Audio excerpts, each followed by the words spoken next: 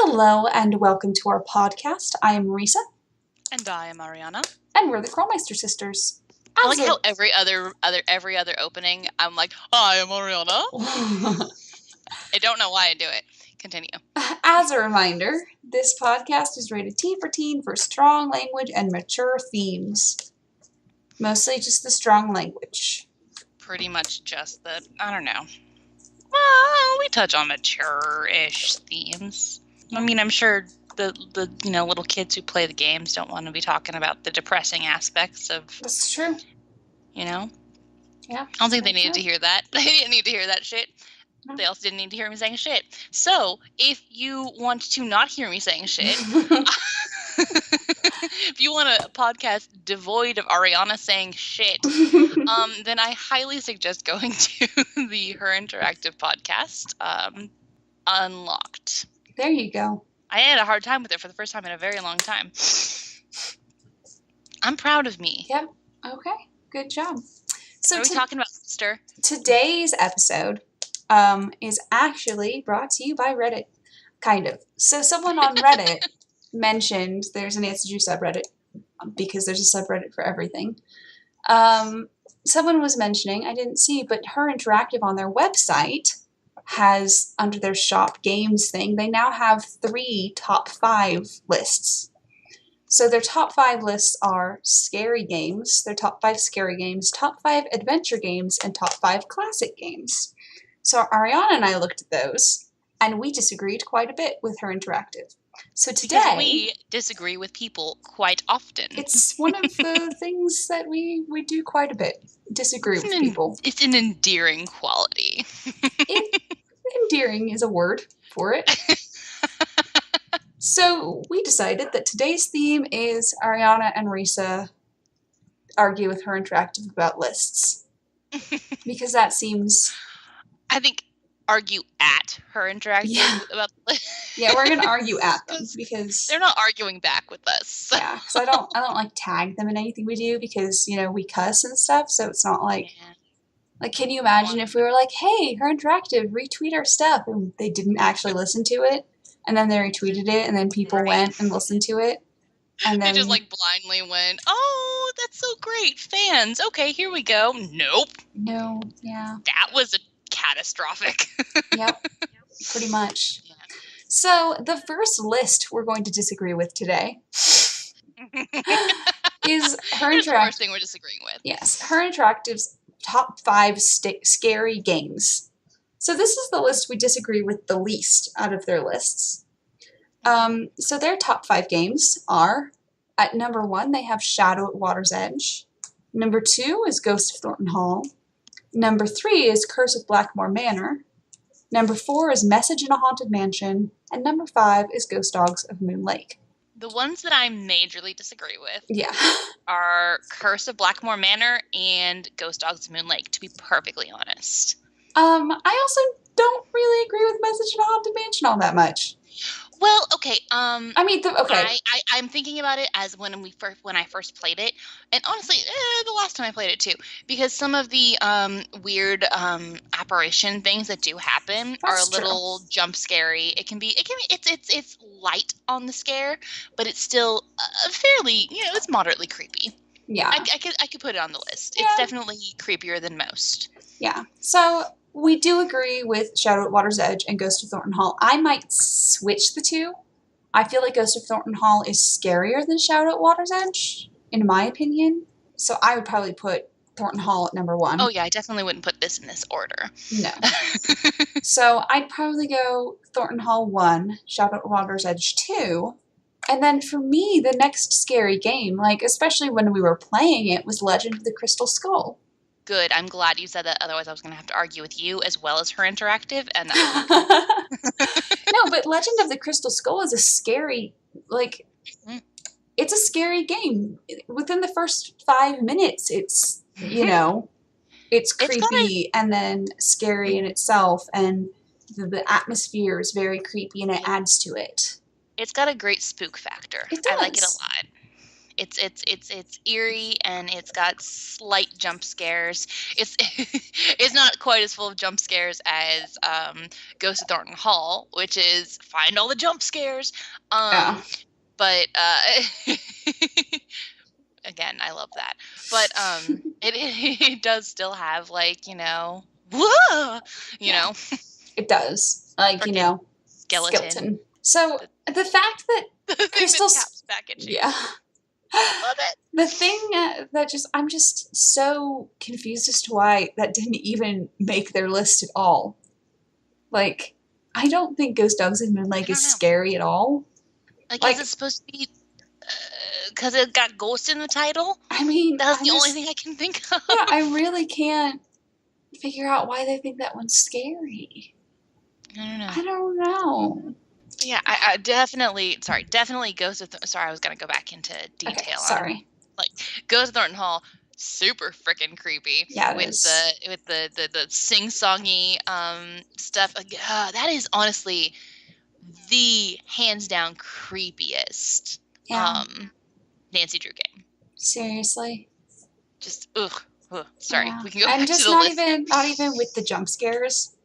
Without the jump scares, it's still creepy. The element of the whole atmosphere, the set, the premise of us walking around where this girl tragically died, and it's just like, and even without her ghost, it's still like her ghost is haunting the place because it's the family is just so stuck on her, and it really adds to it, and it's creepy, and then learning about all the history and all that stuff too. So that's for me why that one is just way scarier. Yeah. So then what? What else would we put on there? See, I don't know. See, I feel like I guess I don't understand why they made this list, but anyway. Yeah, for reals though. I feel like Haunting of Castle Malloy is up there for me. It's at least a very creepy game. It is. Walking around the it's all creepy, kind of, just walking around, you happen to stumble upon even the fact that we're just seeing it from like a top on view, like as she's walking around the ground. Creepy. Yeah, it's still eerie. It's still like, oh, I don't know where I'm going necessarily, for me at least. Seriously. But yeah, definitely not Curse of Blackmore Manor or Ghost Dogs. Because, okay, I get it. Because, the manor of Curse of Blackmore Manor is supposed to be kind of, it's spooky. That's why there's a ghost thing. But it's not, honestly. It feels really, warm. It's like Ghost Dogs of Moon Lake. It's like, it's so scary because there are ghost dogs, but you spend all the time. You spend that whole time walking around in this lovely forest and going to like a fucking recreational center and shit. So it's like I go bird watching in that game. It's not bird watching. I just take the boat out on the lake. It's super creepy, man. I literally cannot think of a single point in that game where I was scared. Maybe the jump scare in that first night that Nancy's there with the dogs and everything. Maybe, but nowhere else in there. But no. I will acquiesce that Message in a Haunted Mansion is creepy, so I'm okay with that one on there. Yes. So how we put it then is Ghost of Thornton Hall, Shadow at Water's Edge, Legend of the Crystal Skull, Haunting of Castle Malloy, and then Message in a Haunted Mansion. Absolutely. So this is the one we least disagree with. Yeah. We mostly just mess up with the order. Exactly. So, The next one, however, is their top 5 adventure games. See, I think our issue with this list is we disagree with the definition of adventure. Honestly. Or we just don't think the adventure game is very good. Honestly, think that they looked at for these next two specifically. Actually, honestly, for all of them, what I think happened is somebody in the marketing team looked at the covers for these games. that was it. It's like, oh, okay, what's spooky? Oh, look, this has a spooky looking girl on it. What is this one called? Curse of Blackmore Manor. Perfect. That's spooky. Like Ghost Dogs of Moon Lake. That's gonna be scary, guys. And then we get to the adventure ones, and it's like, oh, this looks adventurous. Look, there are people doing things. Look, there's a horse. Look, there's so. That's what their list consists of. So you're gonna have to understand that is my vision of how this went down. Yeah. So going into these, I am assuming some marketing person was like, yeah, this will work great. No, people are into top 5 lists, so we'll just do this. BuzzFeed does it all the time. So right. So their top 5 adventure games are number 1, The Silent Spy. Number 2, Secret of Shadow Ranch. Number 3, Phantom of Venice. Number 4, Final Scene. Number 5, Trail of the Twister. Okay, so right off the bat. Wait, what? I'm going to start with, I love the Final Scene, but that is in no way an adventure game. It really isn't. For me, an adventure game, you have to be going somewhere and doing things. When the game takes place in one location, just one location, and you're just staying there the whole time, that's not much of a real adventure, in my opinion. But you know, but maybe look, I'm it's wrong. got a spooky light across the way in a balcony. I mean, come on, that's an adventurous looking cover. So while I agree, the one thing on here I agree with is Secret of Shadow Ranch. For me, Secret of Shadow Ranch is one of the best adventure games that they have. Definitely. I do agree that, okay, this is one where Reese and I disagree because Reese has played it once and I've played it many more times. I do agree that Silent Spy is a good adventure game. I don't know that I put it at number 1. I don't know. I mean, stakes are pretty high. It might be up there, but, you know. The stakes don't make sense. The stakes don't make sense. Nancy could have easily avoided this. She didn't need to go, quote unquote, learn about. Anyway. Okay. Nope. I'm not touching this one right now. We haven't done that yet. But so Silent Spy, yes, it's an adventure game. Is it a good adventure game? In my opinion, no. Same with number 3, Phantom of Venice. Is it an adventure game? I mean, I guess kind of. There's the we're trying intrigue. To infiltrate something, you know, but it's not a very good adventure game. No. And then Final Scene isn't an adventure game at all. And as far as I'm concerned, Trail of the Twister is doing your chores the game. I was going to say mishaps game, but no, that works too. It's literally just do your chores the game. Like, for real. Did you do your chores today? Fuck you, Debbie. I mean, sure, yes, there is an adventure aspect of it where, you know, we're kind of chasing a twist. But not really. We're not really. We spend most of our time learning about the types of clouds. Yeah, we take pictures of clouds. More time taking pictures of clouds than taking pictures of a goddamn storm. Yeah, pretty much. There is no adventure in this game. No. There's setups with very little payoff. Yeah. Oh, seriously. It's not good. No. So, for us, in my opinion, like, I'm just going to start it out here. For me, I do think Shadow Ranch deserves to go at the top because we are literally finding a lost treasure and we go on a fucking treasure hunt. Like, that's amazing to me. Yeah. And it's just one of the best games. Oh, shoot. I was going to keep going. I was going to suggest a game and I can't remember what it was. Okay. So for me, like, honestly, Last Train to Blue Moon Canyon is a good adventure game. Yeah. That's pretty good. I mean, we're going on an adventure and we're going to find a lost mine and shit like that. I mean, sure, we learned that, you know, the real riches were the friends we made along the way. But, I mean, still, it's a really exciting adventure game to me because we're doing all of these, I mean, we're on a train for one. You know. We're on a goddamn train, and guys. We get to do all the cool stuff with, like, trying to find stuff on the map. Doesn't that just feel like it's right out of Indiana Jones to you? I do like that we get to jump between train cars. Yeah. I mean, it's just like... pretty exciting, guys. I feel like it's a good adventure game.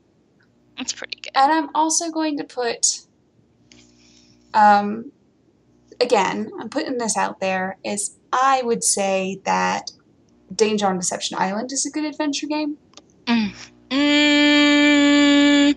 would not. Why not? Oh, no, I'm sorry. You said Danger on Deception Island. I apologize. For whatever reason, my brain thought you said Ransom 7 Ships. Oh, no. Okay. No, I'm with you. I agree. Danger on Deception. I was like, Ariana, how could you? It's like the pinnacle. We're literally like doing. We're trying to catch the people who are criminals, and we go on, we go on a fucking smuggler ship and shit like that. Like, come on, that's a good adventure game, to me. Yeah. So, what about you? I definitely, weirdly enough, I actually think. Okay, and this is gonna be probably an unpopular opinion. I think that Alibi and Ashes is a pretty good adventure game.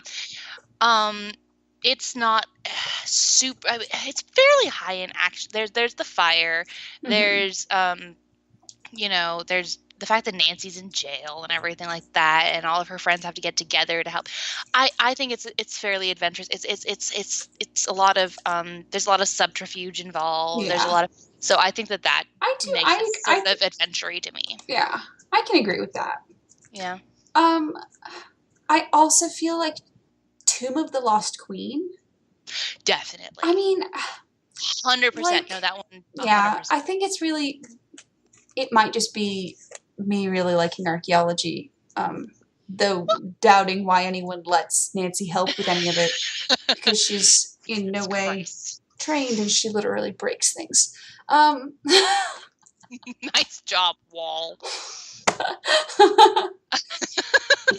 But I don't know. Maybe, yeah. But yeah, no, I think it is. It's really up there. There are higher stakes in that one. She's like discovering these new things. It's the same as, like Last Train to Blue Moon Canyon and Secret of Shadow Ridge. We're discovering this insanely lost thing. That's a fun adventure.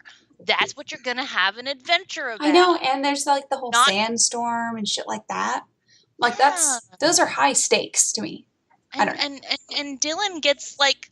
Yeah, he gets crushed. He gets crushed in rocks, man. Yeah, he does. We could kill him. We kill him in certain universes. That is very true. It is true. It's very true. So I think if we were going to rearrange these, I don't even think I would put Shadow Ranch at the top, actually. Which do you think would go at the top then? Honestly, Number 1. I might put Tomb of the Lost Queen at the top. Yeah, I feel like it has just the most. It's the highest adrenaline game almost. Like it actually has us. It feels adventurous, like I'm going out and doing things. Yeah. Then I think I'd put Shadow Ranch, because the fact that we go out and find lost treasure is pretty fucking awesome. And we get to ride around on a horse, which makes it a really good adventure game, obviously. Hell yeah. So what would you put next? I don't know. What are we including? What are we making sure that I wouldn't? I would acquiesce that Spy deserves to go on there. Yeah, I might say that that's number 3. Okay, so we'll put Spy at 3. Then I feel like I want to. God, Danger on Deception Island, I guess, goes under Spy because it's not quite as adventurous. Yeah, it's slightly less. The stakes aren't quite as high, and there's not as much. But at the same time, you're like adventuring far distances, and you're taking on smugglers, for God's sake. Which is pretty amazing. Smugglers. I know, smugglers with trained whales. With trained orcas, goddammit. So technically not a whale, I know. So, but whatever. But yeah, I think I'll put Danger on Deception Island at 3, actually. Just because I think it's a better, like, it's not more adventurous than Spy, but it's a better game than Spy. It's definitely a better game than Spy, sister. You can't, yes. And then at number 5, I would probably say, what do you think? Either Alibi and Ashes or Last Train to Moon Canyon. Yeah. I kind of lean slightly more toward Alibi and Ashes, just because there's like a, whereas Last Train to Blue Moon Canyon is a good mystery one. It's true. Last Train to Blue Moon Canyon is very Agatha Christie to me. Super Agatha Christie. So it feels more like that. Yeah, probably just because, there's the person who gets people together and something happens, and, And there's an author insert. Author self-insert, Are you trying to tell me that, frickin' Charlene Purcell? I don't know if she's a self-insert. The alter ego of whoever wrote it. Probably not, but it just reminds me of the character that Agatha Christie, Ariadne Oliver, she puts in her later books, who is literally just Ariana. But she was basically just Agatha Christie's self-insert, and she went and she had a whole mystery series based on a Danish man, I think it was. It's Danish or Finnish. And, she goes, I don't know why I chose it, because these are in the Poirot books, and Poirot is Belgian. And so she goes, I don't know. It's Danish then. She said, I don't know anything about Danes. I don't know why I chose him to be Danish. He's just, I know nothing about them. So that always made me laugh. I do feel like Charlene Purcell is like the over-the-top version of what an author who would write something would be. So it kind of makes it like a self-insert there. Pretty much. So yeah, our list went to Moon of the Lost Queen, Shadow, Secret of Shadow Ranch, Danger on Deception Island, Secret Spy, and Silent Spy. Sorry, Secret Spy. All spies are secret. They should be silent too. And then Alibi and Ashes. So those are ours. Classic games. So this is the one we disagree with the most out of all of these. I direct you guys to the covers, and that is the only reason these ones were chosen. Yeah. So well, except for the last one, which is just because they're like, oh, that's that was an early one. So at HerInteractive's lists of their top 5 classic games. Number 1, Secret of the Old Clock. Number 2, Warnings at Waverly Academy. There's no number 3. There is no. It goes number go. 4, number 3. Well, number 4, Stay Tuned for Danger. Number 3, Last Train to Blue Moon Canyon. Number 5, Secrets Can Kill. So that's really. They can't even do their lists right. God damn these marketing people. Maybe they outsource their list making. I'm sorry. So on this list, I would not. Okay, maybe I would kind of count Stay Tuned for Danger as a classic game. I might count that one. It's Nancy gets brought in to investigate a thing by it's really, to me, it's pretty classic. That's fairly classic Nancy Drew. I don't know if it's really in my top 5 classic Nancy Drew games. For me, then they choose Secrets Can Kill, and it's like that's just because. But they give us Secrets Can Kill Remastered as the cover. Right. So they say Secrets Can Kill, but then they give us the cover for the one you can still buy. Because this is really all this is about, is trying to sell more of their old games, obviously. Yep. But it's not a good game, so why would you want to sell it? Like, that's the thing, is shouldn't they be marketing the good games? Instead of the bullshit? Yeah, it's just a bad game. Like, and like, Secret of the Old Clock is kind of a classic, but that's only because it's actually just based on a classic book. Mm-hmm. And it's not even, is it actually based on it, or is it just the name? I think it is roughly based. Roughly based. So, honestly, we don't agree with anything on this list. Like, really. This is the list that we disagree with the most. Because I might include Danger by Stay Tuned for Danger. Stay Tuned for Danger. Yeah, please don't include Danger by Design. No, that's not. Just no. like, no matter your definition of the classic games, like, are we talking classic Nancy Drew games, classic, classic? What are these? What are these? Other than just, like, slightly, you know... See, I would say that they're, like, basing them classic games. The first one you look at, you're like, oh, maybe they're just looking at, like, older games. But then they go to Wardens at Waverly Academy, and I'm so confused. Because it's not really a classic on any standard. You know? I don't... Sorry, I'm looking at the cover for these ones, because obviously they only base this on the covers. And Secret of the Old Clock is the classic mystery edition. Yep. Okay, so they're going for classic mystery. Okay? Yep. So let's at least stick with that. Okay. So then maybe we'll put on Secret of the Old Clock. Maybe we'll keep that one on there. No. I wouldn't.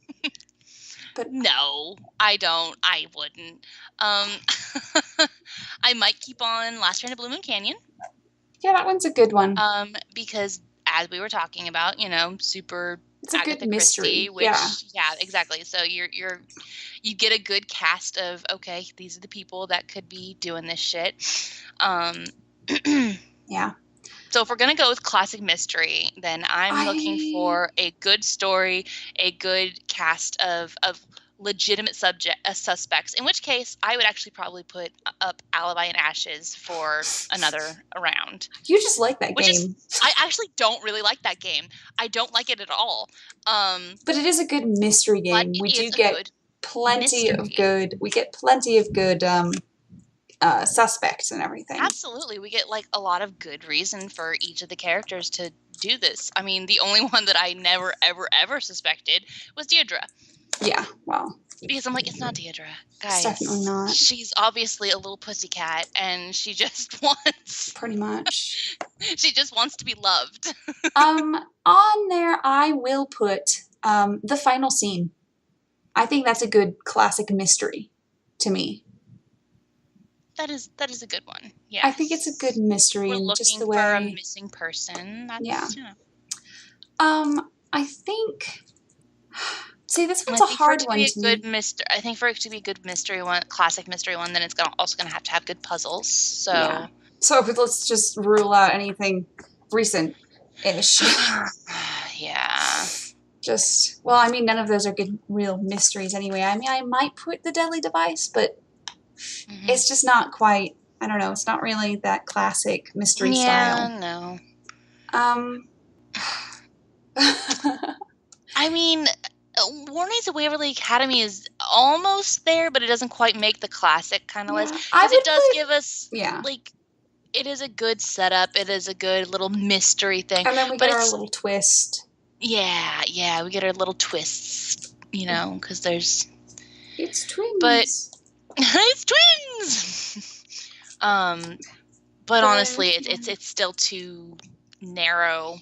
It is. I would... actually probably put Message in a Haunted Mansion in there. I was getting ready to say that. Because that is a real... I mean, first of all, we're in this mansion with all of these puzzles and all these clues, and this really, like, everyone is so suspicious. Yeah, there's the weird charlatan, and then there's the handyman with a dark past, and there's the overly... ambitious, there we go. The overly ambitious owner, and then there's the weird history guy. I don't know how to classify Lewis, but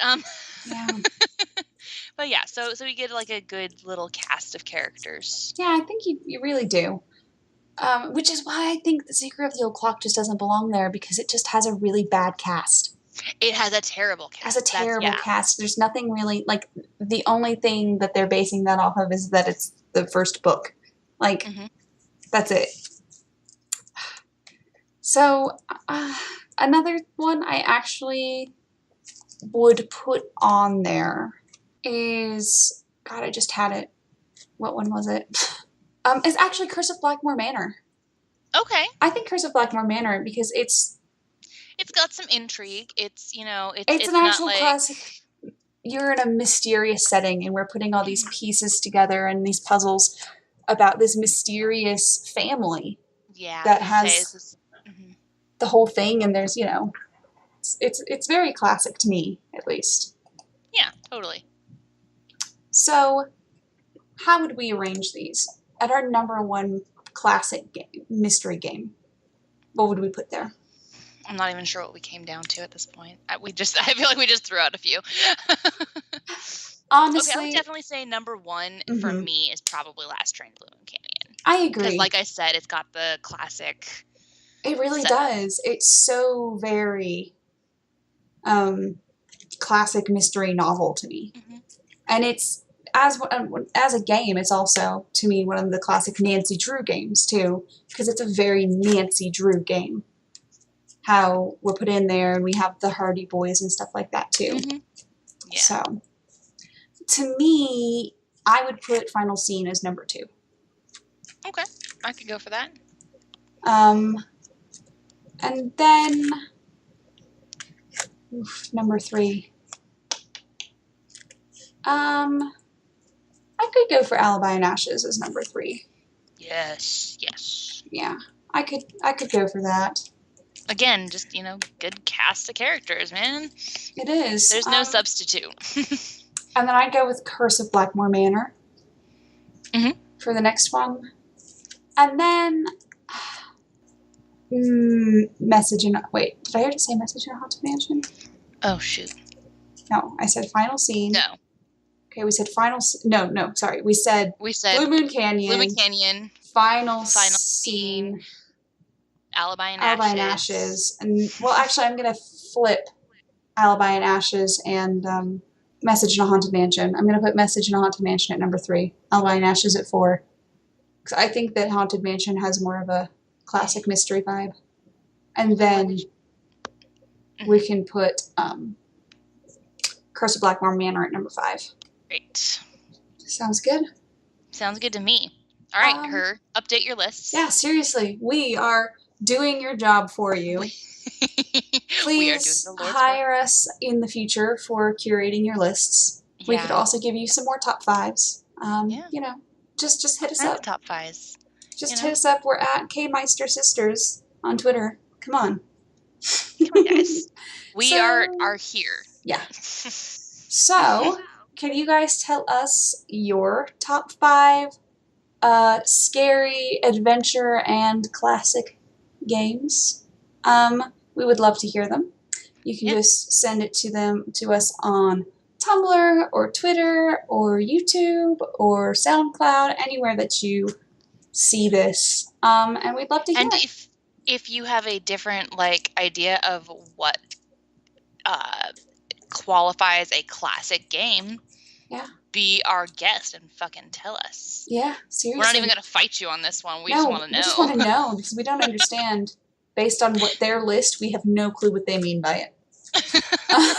Classic games. What does that mean? Don't question it. They're just classic. Instant classics, obviously. You're so classic. Okay. So yeah, please hit us up with all that stuff, and don't forget to like, comment, and subscribe. So, I'm Risa. I'm Mariana. And we're the Krolmeister Sisters, and we are asking you guys to stay sleuthy. Oh yeah.